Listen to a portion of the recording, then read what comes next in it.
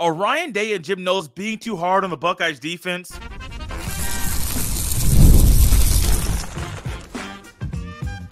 You are Locked On Buckeyes, your daily podcast on the Ohio State Buckeyes. Part of the Locked On Podcast Network, your team every day. Welcome in, Buckeye fans, to a feel-good Friday edition of Locked On Buckeyes, part of the Locked On Podcast Network, your team every day here on Friday, September 27th in the year 2024. I am your host, Jay Stevens, also the host of the Jay Stevens Podcast, and today's episode is brought to you by FanDuel.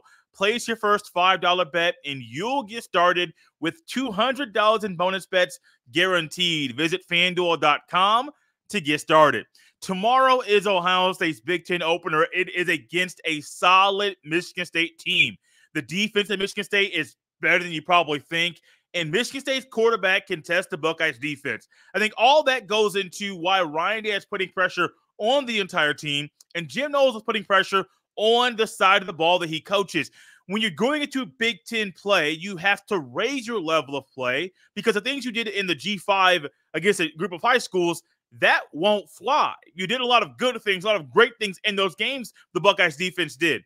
But they also had some things that were teachable moments, coachable moments, and opportunities for them to get better. And as we think about Ryan Day and Jim Knowles putting pressure on the defense this week, I think they're okay to put pressure on the defense and to challenge them a little bit because you got to. You got to consistently find ways to challenge the side of the ball you coach or just challenge a team. Because if you don't, if you just stick with what you normally do and say, oh, what you've done so far is A-okay, we don't have to work on getting better, don't have to work on the fundamentals, you're basically saying that the things we think right now about our team, they're in a good spot, and where they currently are is good enough to win a national championship. And I don't think offensively or defensively, and especially special teams, I don't think the team right now, yes, it's really, really good. But is it championship level good on both sides of the ball? No, not on both collectively. And that's not a problem. They've only played 3 games. Game 4 is tomorrow, and the Buckeyes should respond. Well, I think they respond well while being challenged by Knowles and by Day. And I'm pretty sure Chip Kelly's doing the same thing with the offense. It just wasn't as upfront as what we got from the defense, as there was no silver bullet of the game named. Imagine what you would think, just hypothetically think, if Jim Knowles decided after tomorrow's game, Buckeyes win, I think they'll win. Let's say they win big once again.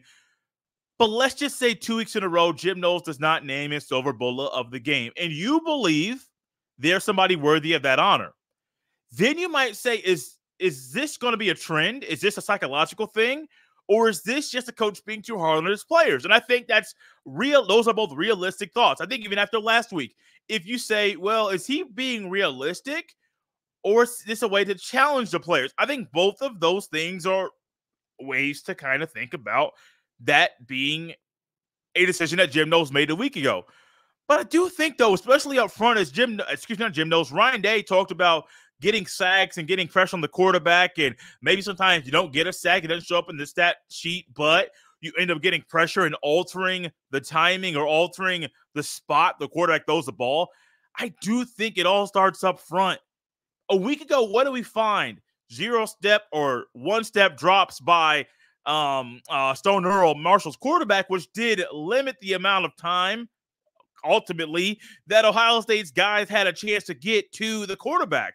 Now, they weren't getting pressure up the middle, which would have been very, very nice, but also it drastically limited the amount of time that Sawyer and Tuimoloau and Jackson Jr. and others on the outside had to get to the quarterback. So let's just say you had the same coverage in the secondary that you had a week ago where, hey, you're there. It's just the ball came out so quick that you were half a second or a quarter of a step too slow. But all of a sudden now your quarterback is taking 3-step, 5-step, maybe even 7-step drops or rolling out with the naked boot of things like that. And all of a sudden, what are you finding?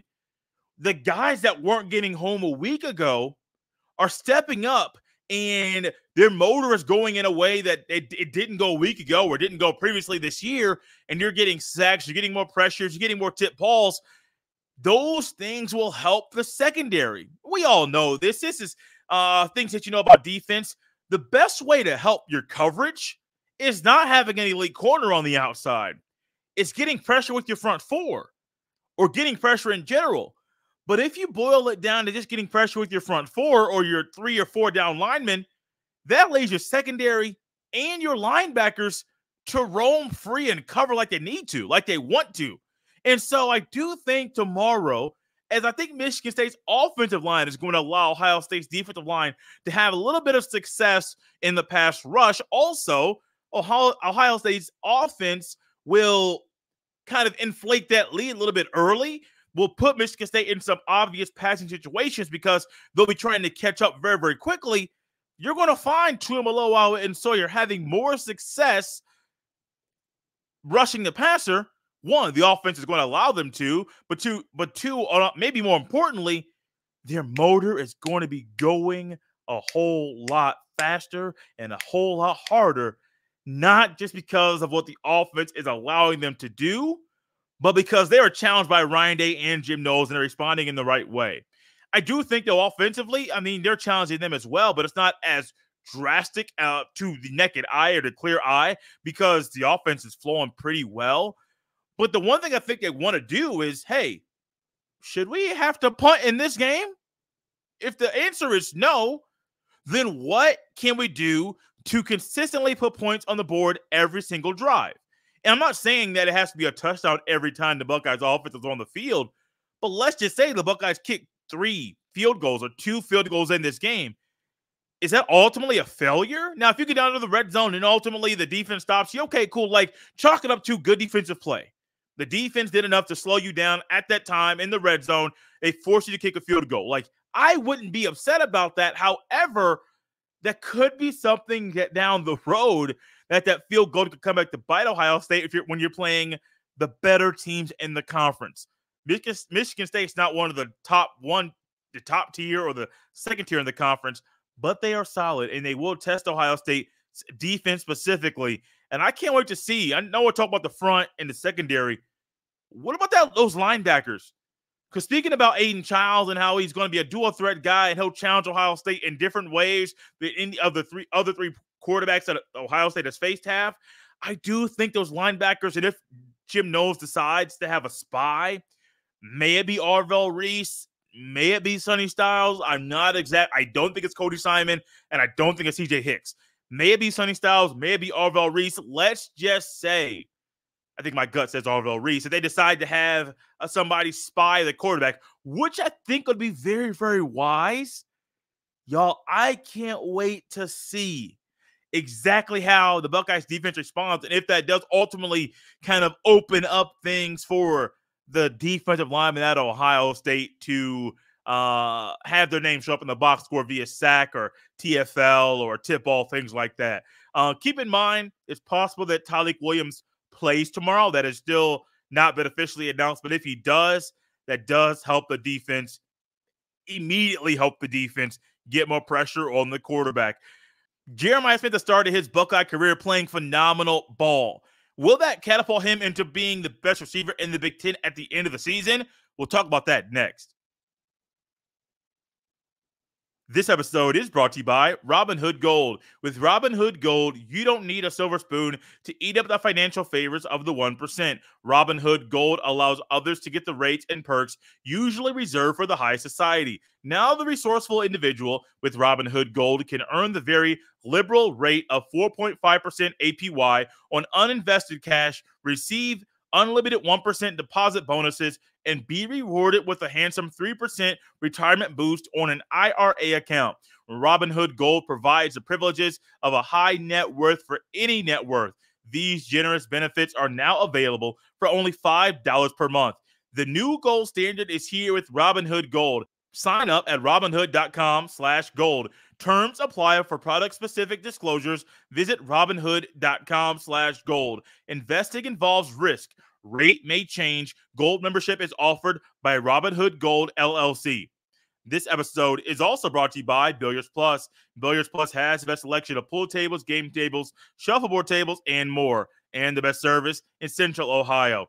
Everything you need for in-home and backyard entertainment is at Billiards Plus. Billiards Plus carries the best pool tables from Brunswick, Austin, Canada, billiards, and more. And their grills, whether you like charcoal or gas or wood-fired, Billiards Plus has a perfect setup for all grillers. They are family owned and operated, and when you talk to the staff at Billiards Plus, you know you're talking to an expert who won't steer you wrong. No matter the season, Billiards Plus has you covered for all your indoor and outdoor entertainment needs. Kenny, Sarah, and the whole staff will always go above and beyond to give you the best customer service in the industry. Billiards Plus, visit their showroom on Dublin Center Drive in Dublin.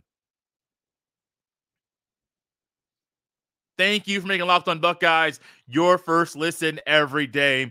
As Jim Knowles challenged the defense earlier this week, I also think there's a challenge to Ohio State's offense, and especially Will Howard. Will Howard believes that Jeremiah Smith, if he's in one-on-one situations, he's going to throw the ball up to him. And I think Will Howard definitely needs to work on, well, making sure the ball is thrown properly so the best receiver at Ohio State can make a play on the ball. Speaking of the best receiver at Ohio State, I know we don't say that about a true freshman, but it's true. Jeremiah Smith has opened up the year playing better than advertised in a way that he is lining himself up to break every receiver record freshman receiver record at Ohio State because he's that good, he's that mature, and he's approaching this thing like he's a seasoned vet. What does Jeremiah Smith have to do to be the best receiver in the Big Ten at the end of the season? And this thought's on my mind the day before Jeremiah Smith and Ohio State open up Big Ten play this season. It's kind of just doing the same things he's been doing, but also rising to the occasion when better corners are guarding him. Make sure he's rising up to the level of play. He was already better than the level of play that Ohio State had early this year against Akron, against Marshall, against Western Michigan. But now you got Michigan State, you got Iowa, you got Oregon. You're going to get better and better and better opportunities and opponents over the next 3 weeks, literally a ladder. And that's kind of the same way the Buckeyes regular season has started. The first 6 teams, you're getting a better opponent every single week. And so for Jeremiah Smith, it's not just keep doing what he's doing, but also realizing what's going to happen tomorrow is not what happened a week ago or about a month ago. It's not going to be the same level of competition. So Jeremiah Smith has to keep his mind right. It's going to be very, very, very easy to kind of get lost with the things that are being written about him or said about him, even on this show, because it's human nature. Now, Jeremiah Smith is not normal. He's more mature than the average 18-year-old. He carries himself like he's a junior or a fifth-year senior because that's just the kind of guy that he is. So my gut says it'll be hard to crack.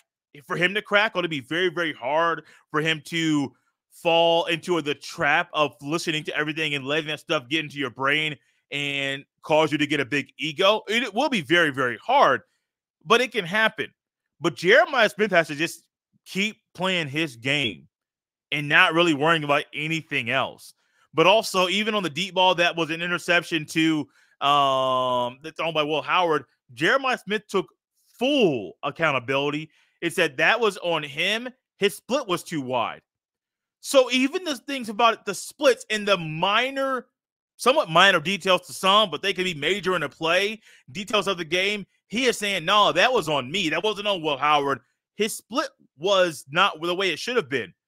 We normally talk about splits with offensive linemen. Hey, an offensive line has smaller splits or wider splits. What does it mean? That's normally not a conversation we have in regards to a receiver. And it's kind of refreshing to hear a receiver in general realize, hey, my splits on this play are the reason why that happened. He's a very wise individual. I mean, he has a skill set to be the best receiver in the Big Ten. He has a mindset to be the best receiver in the Big Ten. Just have to keep doing the things he's doing and keep rising to the level of play or forcing them to rise to him. Because if he forces the guy guarding him or the other defense to rise to his play, if his play is already through the roof and they can't even get close to guarding him, it's night-night. Like, it's literally just going to be one of those things where we're like, oh, Jeremiah Smith is open. Throw him the ball. And that's Will Howard's mindset. But also thinking about something that can help Ohio State's offense throughout the Big Ten slate, especially tomorrow, not only Jeremiah Smith just keeping his standard high and keeping his play through the roof, but also Ohio State's planning on using a 2-guard system. That's not normal. I ain't really ever heard of an offensive line coach saying, hey, we're going to use 2 guys on the offensive line at one position. We're going to rotate at right guard.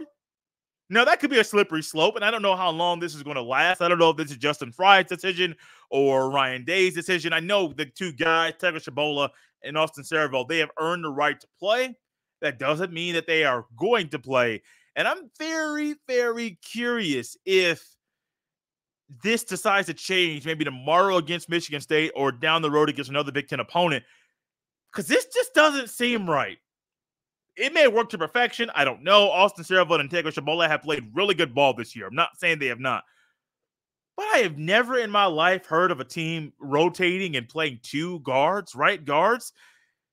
But if it works the way Ryan Day and Justin Fry think it's going to, especially Chip Kelly, it could be a situation where there really is no drop-off. You're just playing two guys and you need some rest, put the other guy in. Oh, you need some rest, put the other guy in. The one thing I'm going to be curious about is, let's just say the starter is on a roll and is playing the best game of the year. Do you pull him for the other guy just because you got this rotation? I don't think so. Let's just say Austin Saraville starts at right guard one day and he's just playing out of his mind. He's playing so well, it's hard for any of the coaches on the sidelines to pull him out. Keep him in. Keep him in. It's kind of like in basketball.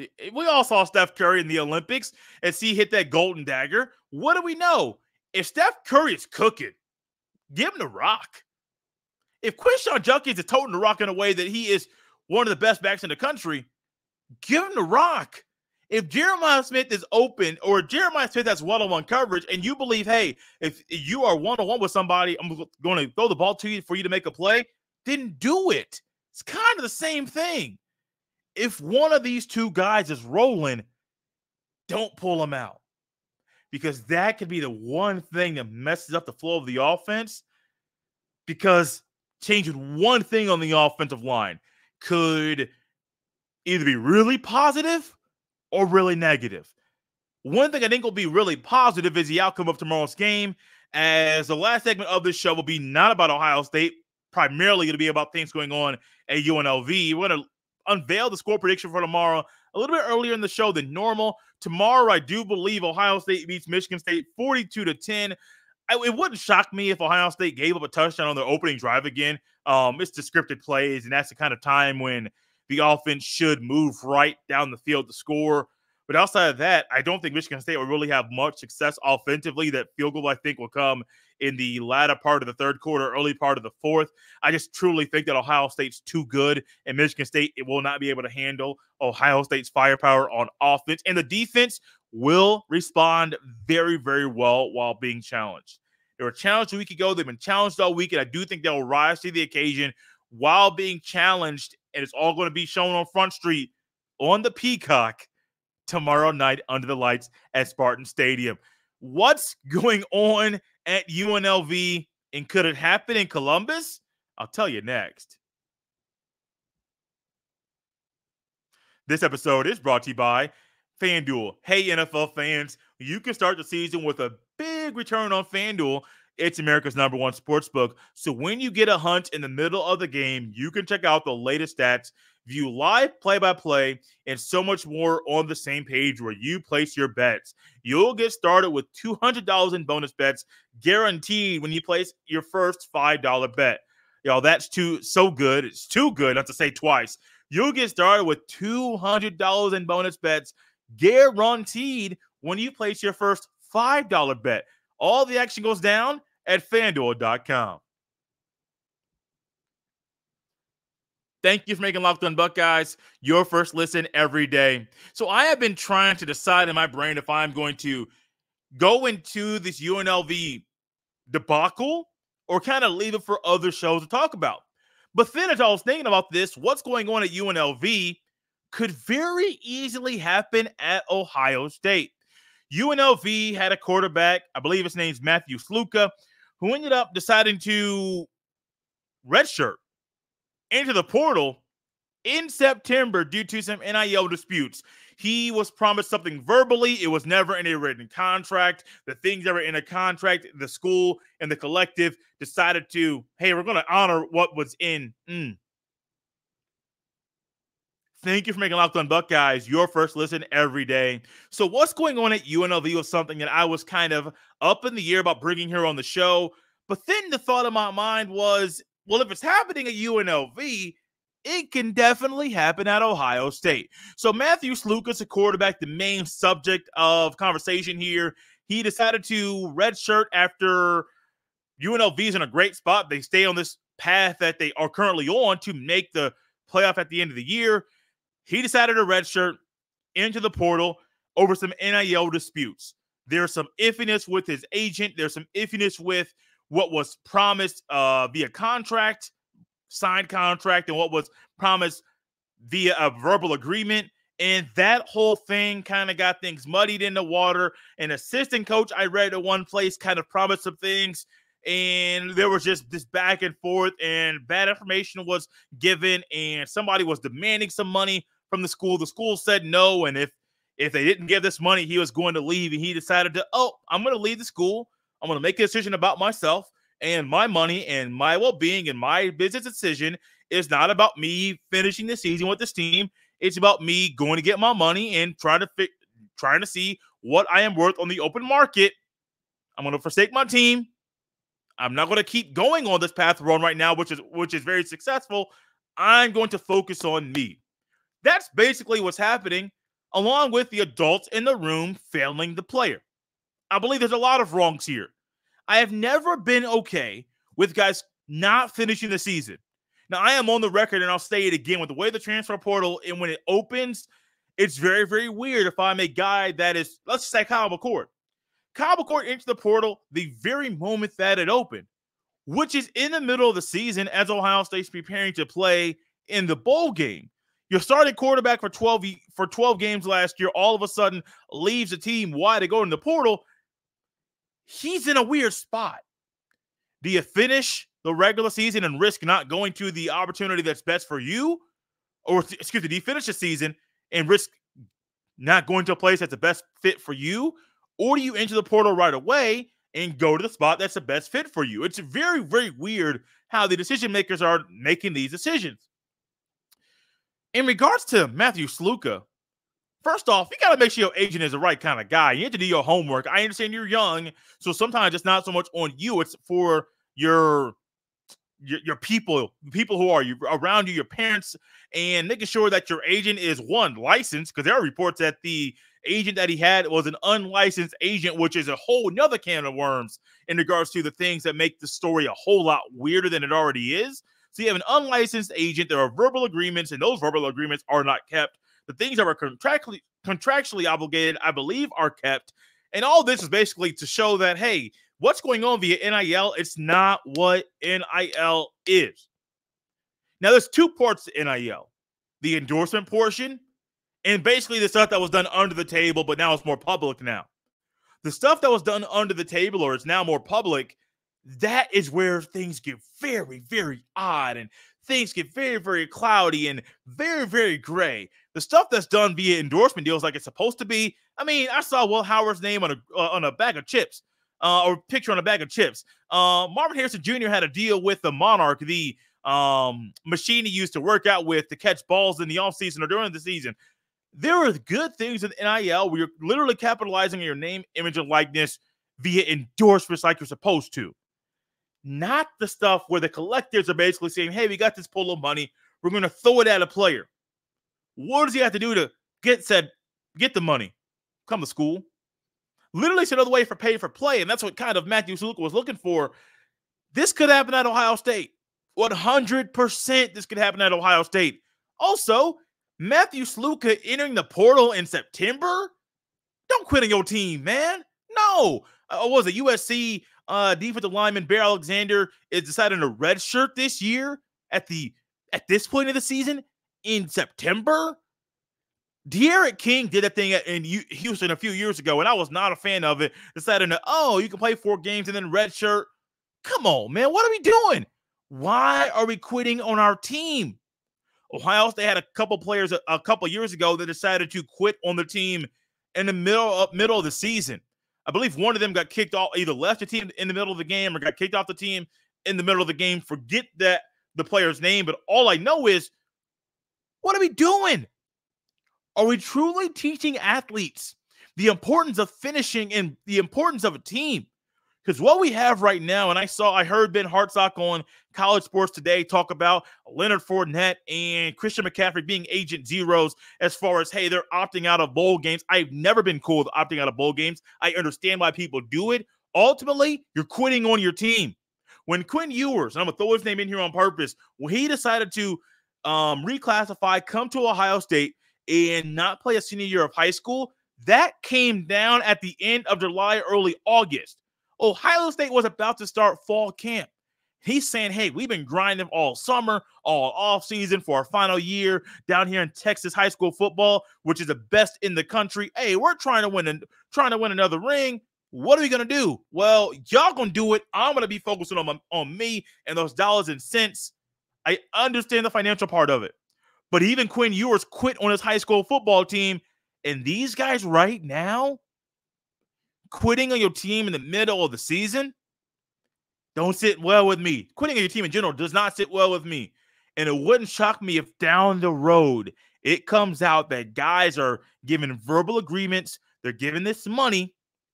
And the money they said they're going to get this money. And the money they're promised verbally is not given back to them. And people say, oh, if I don't get mine, I'm leaving. Buddy, if it's a verbal agreement, nobody ever said what was agreed verbally is automatically going to be yours legally. They may still honor it, but legally, there's nothing binding in regards to that. This is a weird situation. Very odd. Guys are going to continue opting out of bowl games, entering the portal during odd parts of the year, and focusing on themselves. Also, we got to make sure if there's a way to kind of make this thing work, one of the easiest ways to fix it, now you can't fix everything, but one of the easiest things to do with the portal, don't have it open in December. Have it open after the end of the national championship game. That makes things easier for the players. That makes things easier for the coach, and even allow some guys to raise their market value because, one, they're finishing the season, and they're playing very well while doing so. This whole situation is very odd to me. Matthew Sluka, the adults in the room sound like they failed him. Also, whoever's in his ear telling him to focus on himself and look for his dollars and cents, that's weird too. I don't like guys quitting on their team. I don't like guys entering the portal or deciding to redshirt in December. That just makes me feel weird inside, man. What are we doing? What are we doing? It's a team sport. And for some reason, people have said, oh, I'm going to focus on me and mine and my money and nobody else. And that's what we have right now in this sport. Sport's not broken. NIL ain't broken. NIL is just flawed a little bit because the NCAA is not following the rules. They're really just letting anything happen. And if they kind of tighten that thing down legally and kind of police their rules, I don't think the NIL portion that we have as a part of this game would be as wild as it currently is. Thank you for making Locked On Buckeyes your first listen of the day. For your second listen, find Locked On College Football. From NIL deals to never-ending conference realignment rumors, Spencer McLaughlin gets you ready for an exciting season on the gridiron. Find Locked On College Football on YouTube or wherever you listen to podcasts. You can follow me on Twitter at jstevens07. Send every email to jstevens317@gmail.com. We're out of here on a Friday. We'll see you next time.